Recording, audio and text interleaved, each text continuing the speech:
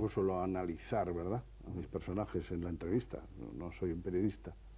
Con Serra estuve poco tiempo, y Serra pues es un hombre que siempre parece que está por encima del bien y del mal. Es un hombre muy abierto, por lo menos muy normal hablando, y con él hablamos de temas muy concretos, y enseguida pasé de Semillas a Moncloa.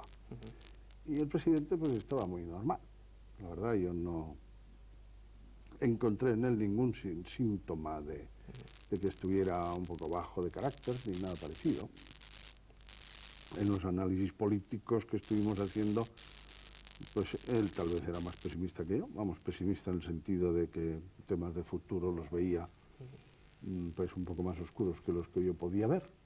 El análisis europeo, pues bueno, aportamos cada uno lo que sabíamos, hicimos un cuadro que yo creo que era coincidente. Por lo tanto, no sabría yo. ¿Qué puntos negativos veía él? ¿Qué le comentaba en ese sentido? Él, por ejemplo, bueno, siempre los socialistas han estado calculando que van a salir un poco de este acoso en la medida en que la economía sube. La economía va subiendo. Y es cierto que a mí lo que me decía el propio Felipe González hace un año, el 95 se notará ya con claridad, el 96 subirá mucho, el 97 será prácticamente otra vez el boom que tocan las elecciones generales. Bueno, yo de alguna manera ese mensaje lo tomaba como que en determinadas situaciones de beligerancia, de crispación, cuando las cosas van bien, desaparecen o bajan de tono, ¿no?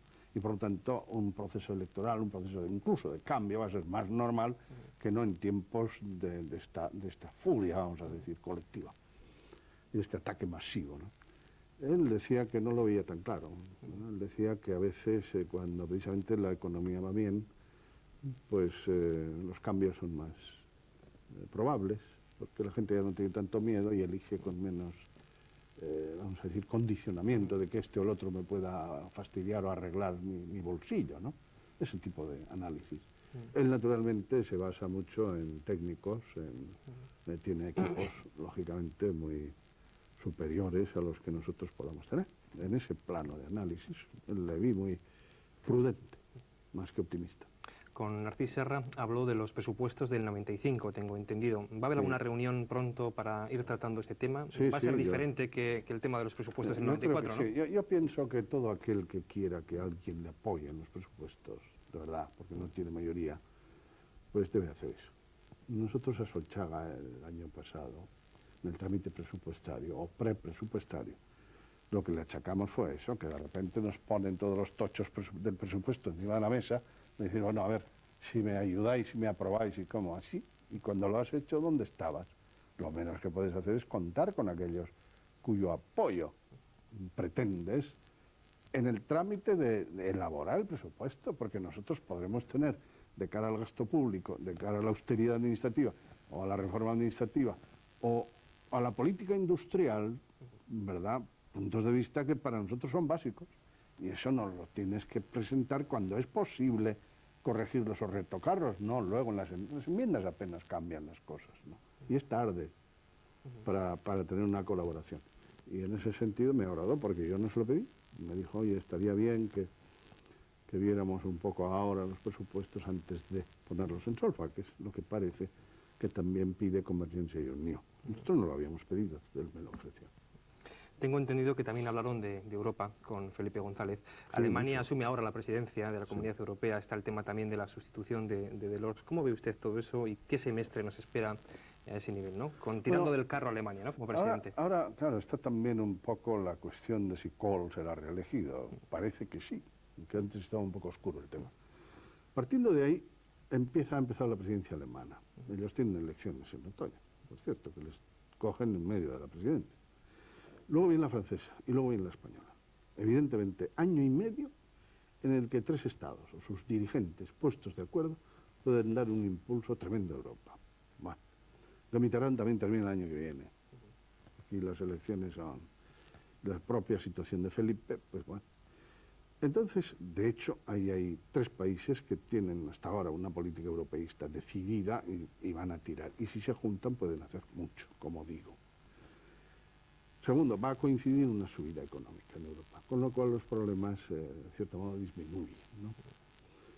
Y tercero, Alemania, Kohl, quiere dar un impulso fuerte en su semestre de presidencia, pero se encuentra con el hecho desagradable, porque es desagradable, el que ha habido un veto formal, aunque no le haya llamado veto, de Inglaterra, concretamente el señor Major, al candidato de la mayoría, de 11 estados. Habían por fin consensuado a De Haan, que es el presidente del gobierno belga, y de repente viene este caballero, y por razones políticas internas, por no dar sensación de debilidad y por alimentar determinadas cuestiones que le agobian en la Gran Bretaña, el tío pone el veto. Esto no es asumible, ¿no? Y sobre todo para Kohl es una bofetada, porque empieza su presidencia con esta cuestión vidriosa. Si no pone un presidente, si no sale un presidente para cuando termine su mandato, esto es un fracaso para Kohl. Y además tiene que saber quién es para entablar una determinada línea política. No es lo mismo que esté Britain que esté el señor Lubbers o el señor González. Entonces, en este momento, lo que sí parece claro es que la crisis se superaría de inmediato si Felipe González aceptara. Antes, Felipe González, si no ha ido de presidente de la comisión, es porque no ha querido. Porque evidentemente Francia, Alemania estaban por su persona y posiblemente hubiera sido un candidato de consenso. ¿Qué hará ahora? Es la cuestión. Felipe González, en virtud de las presiones que tenga y de su propia ilusión, porque yo creo, y le dije, ¿no? Yo pienso que un Felipe González o un Lubbers que asuma la presidencia europea ahora, 5 años de presidente de la Comisión, posiblemente a medio bien que lo haga, otros 5 años son 10 años en que Europa va a cambiar de una forma tremenda. Eso para un hombre con algo más de que egoísmo político, con ganas de hacer algo, es un panorama impresionante. Y yo digo, Felipe González caerá ante esta ilusión porque él es europeísta y posiblemente está hasta las narices de las intrigas del país y de todo lo que le ha sucedido. Eso es lo que habrá de resolverse pronto. ¿Aceptará entonces el cargo? No lo sé. Hasta ahora he dicho que no, pero bueno, por una parte va a tener unas presiones grandes y por otra yo creo que le hace su ilusión. En todo caso, si acepta, estamos otra vez ante un panorama político, pues vamos a decir, muy interesante dentro del Estado.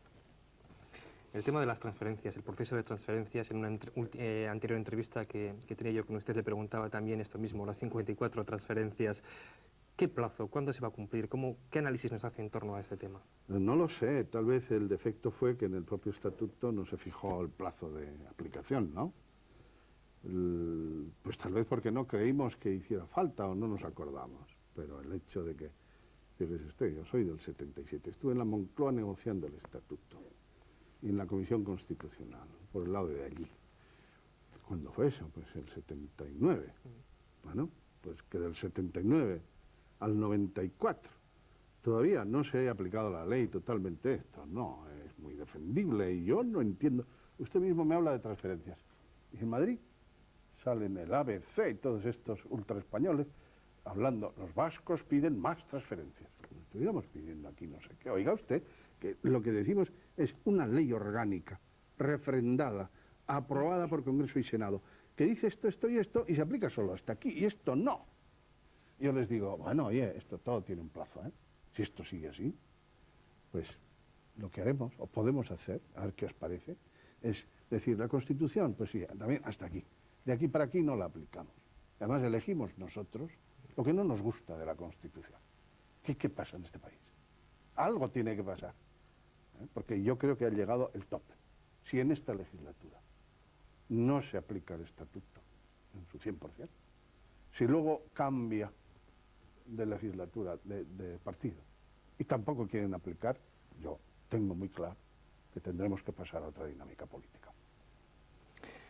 Hablamos ahora de la actualidad también aquí política en Euskadi en torno a los partidos. ¿Qué tendencias de voto cree que se están ya configurando últimamente aquí en Euskadi? ¿Qué análisis hace de las últimas elecciones europeas? Los partidos políticos, no todos, pero ya la mayoría, están presentando a sus candidatos. El Partido Nacionalista Vasco lo hacía la semana pasada, Unidad Alavesa también lo ha hecho, el Partido Popular, Ramón Jáuregui se presentaba también ayer. ¿Qué nos puede comentar en torno a esa tendencia de voto y ya cara a las próximas elecciones? Bien, en primer lugar, bueno, los análisis de las europeas están hechos, ¿no? Ahora tenemos enseguida otras elecciones, que son las de aquí, vamos a decir, las nuestras, el gobierno vasco, parlamento vasco, mejor dicho. Ahí van a ser diferentes. ¿Qué variaciones de voto entonces prevé? Pues yo, en principio, creo que todos sacarán algo más que lo que han tenido en las europeas, porque, bueno, prácticamente la abstención ha sido del 50%, y no va a ser, desde luego, tanta abstención. Y en ese sentido, pues no se pueden comparar las que hemos tenido con las que vamos a tener. Habrá que compararlas con las autonómicas anteriores. Y en ese sentido las tendencias yo creo que están claras, son las que van a ser. Nosotros, que somos el partido mayor, seguiremos ganando votos. Esto lo digo porque, bueno, en 3 meses yo no, para darme moral ni dar moral a nadie, eso se va a ver. Y si no sale lo que yo digo, pues soy un mal analista, o sea que lo digo con ese riesgo. Nosotros vamos a subir, no sé cuánto. Jáuregui, a pesar de todo esto que se presenta, va a bajar. Va a bajar y posiblemente se pegue una buena costalada. El PP va a seguir subiendo todavía, con el entusiasmo y la euforia con la que andan. No mucho, pero seguirán subiendo. Bueno, en relación a las autonómicas anteriores tendrá un boom. A lo mejor dobla, quizá. HB seguirá bajando. Sacará, pues tal vez más que en las europeas, porque es que si saca menos que en las europeas, entonces sí que hay alguien tiene que empezar a pensar. Y bueno, pues EA, pues supongo que también sacará algo más, pero EA sí está en una situación difícil. Todavía no han presentado un candidato, pero bueno, ese será más o menos el panorama. No va a haber grandes cambios. Y bueno, han presentado ya los candidatos. Yo me sorprendí ayer, Jáuregui, yo lo siento por él, pero él ha elegido el campo de batalla. Ha empezado no contra el PP, ha empezado a descalificar al Lehendakari a nivel personal. Ardanza es un hombre, un administrador, no es un dirigente. Este país necesita un capitán, un dirigente. Y no solo eso, sino Ardanza está sometido al EBB, es decir, a mí. Es un gestor de otros. Este es el tipo de acusaciones que está lanzando, la descalificación personal. Evidentemente, Jáuregui, esa debe ser la política de una India. No caer en la cuenta que una India nunca ha dado una derecha. Por eso está como está y donde está. Si sigue esa política, pues evidentemente Jáuregui sabe lo que va a encontrar. Vamos a por él. Porque a mí Jáuregui no me puede decir que él es un conductor de masas, ni un líder. Cuando precisamente en las últimas elecciones se llevó el batacazo, su partido le acusó de debilidad frente a Ardanza, cuando él lo que hace es no entrar en el gobierno con Ardanza de vicelehendakari, porque dice que la fórmula del PNV, por un lado existe el partido, que tiene sus estructuras, y por otro la gente que hace política, los hombres públicos, bien en el gobierno, bien en los municipios, en las diputaciones, que gobiernan autónomamente. Y él entonces se sale de lo que es cultura de su partido, porque esa fórmula es del PNV, unos en el partido y otros gobernando, cada uno independiente. Ellos la cultura que tienen es que a cuanto más cargo, más cargo. Más cargo dentro del partido, el secretario general es el presidente. Bien sea Felipe González, dice el señor Jáuregui. Y no, el señor Jáuregui se queda fuera del gobierno para ser, como dijo el otro Arzalluz, ¿no? Pues va dado. Porque con el que se va a encontrar es con el partido, con ese esquema, y con la descalificación personal. Porque tiene mucho donde agarrar al señor Jáuregui, y no es precisamente ni un carácter fuerte para la política. Y segundo, quien hasta ahora ha estado haciendo en cada elección, con el eslogan de tu garantía, dividiendo esta sociedad, apelando porque su saco de votos está en la inmigración, metiendo subliminarmente el miedo de que si ganan los nacionalistas os van a echar, van a ir solo a lo de ellos, y ahora que se presente y tenga el tupé de decir que él gobierna a todos los vascos con todas y castolas sublevadas. Esto es lo que tendrá que explicar el señor Jáuregui. Él ha elegido el campo de batalla y ahí vamos a jugar. Herri Batasuna también se encuentra inmerso de nuevo en un debate interno y asambleario, y ellos prevén para el día 23 de julio que sus bases den una serie de conclusiones a la Mesa Nacional. De hecho, también ayer Jon Indígoras hacía algunas autocríticas a su propio partido. ¿A qué conclusiones cree que puede llegar Herri Batasuna en ese debate interno y esa fecha del 23 de julio que se ha anunciado ya en diferentes medios de comunicación? Bien, ahí hay una doble manifestación, ¿no? Por una parte Indígoras y Arquízeg, estos son nacionalistas, sean socialistas o son nacionalistas. Y hay otro grupo que es el CAS, ¿verdad? Con su representante de las elecciones anteriores, el señor Carmelo Holanda, a Oiz, que es un poco la cabeza visible, y bueno, y los que están detrás, Roufí y Gorka Martínez y compañía, que todos los conocemos. Estos se han descarado, es lo que Indígoras llama el pelotón. La masa de Herri Batasuna, dice Indígoras, es esta grande, y se ha ido demasiado prisa, se ha ido sirviendo al pelotón. El pelotón es CAS. El pelotón se ha descarado ya. Ha dicho que simplemente son antisistema. Y dentro, en los análisis, aparte de lo que dice Indígoras, lo que están diciendo, en definitiva, es que, bueno, las elecciones son un tema secundario, es una táctica como otra cualquiera en su movimiento de liberación. Son, por lo tanto, contra el sistema, con lo que nosotros llamamos democracia. No solo contra el Estado, la Guardia Civil, no, contra el sistema que aquí aceptamos, una sociedad plural. Ellos no creen en el pluralismo, nunca piensan en el otro, que piensa de otra manera. Es el dogma de ellos, son unos integristas. Estos individuos, por lo tanto, dicen, elecciones la medida que ayude. Si un día resulta que vamos bajando, lo dicen en sus análisis internos, yo lo sé, porque siempre hay quien habla desde dentro, pues un día podemos estar sin elecciones. Porque concluyen, pues si no nos ayudan, Euskadi nunca va a ser socialista en su concepto revolucionario, ni va a ser independiente a través del sistema democrático. Por lo tanto, siempre concluyen en lo mismo, más leña, más leña. Y cuanto ETA está más débil, más leña de los entornos, de los jarrais, de los Y, en las fiestas, y este verano van a intentar montarnos otro camino caliente. Lo cual quiere decir que, en vez de ir por donde está diciendo Indígoras, van a ir por donde impondrán otra vez los de CAS.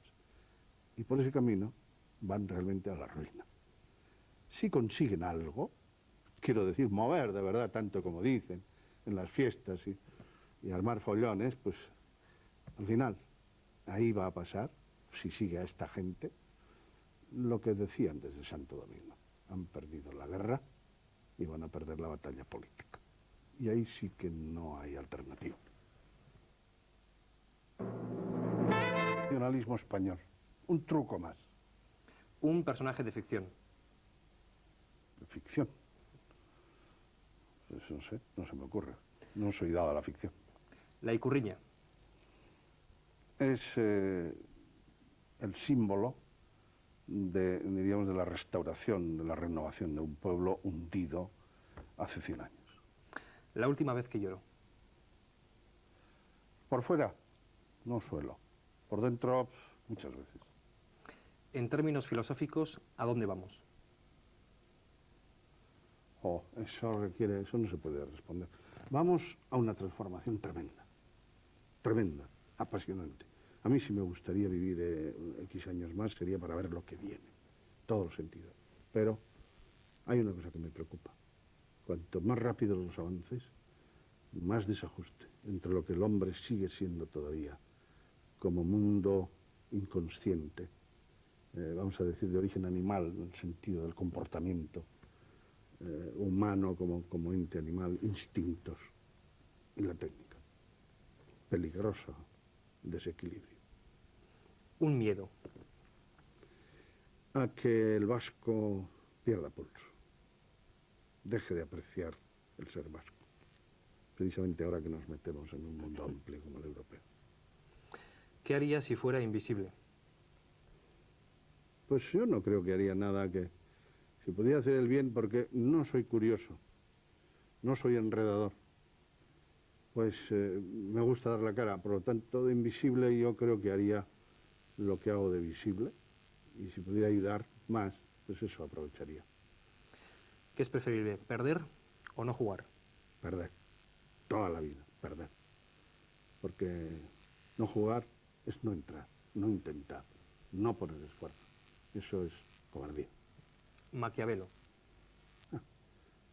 Pues fue un técnico del poder, ¿verdad? Con su ideal de unificación de Italia, buscar algún hombre fuerte. Pero para mí un frustrado, ¿no? Y desde luego al final un cínico del poder y de la vida. Bien, pues nada más. Gracias, Xabier Arzalluz, por estar esta noche con nosotros, por haber comenzado también este programa del Triángulo aquí en este plato de Euskal Telebista, en Segundo Canal. Muchas gracias.